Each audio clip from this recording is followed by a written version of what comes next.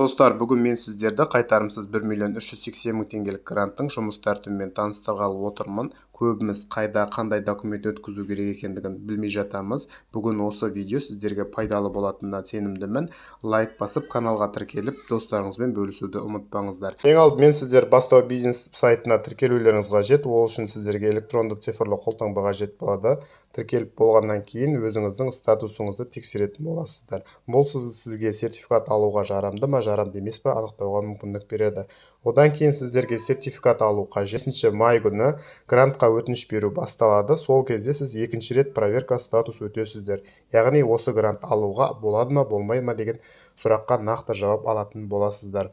Одан кейін өздеріңіздің бизнес пландарыңызды енгізіп өтініш тастайтын боласыздар. Бар болғаны осы. Көбіміз осы қарапайым жұмыс тәртібімен таныс емеспіз. Бүгін сіздер өз сұрақтарыңызға нақты жауап алдыңыздар деген ойдамын.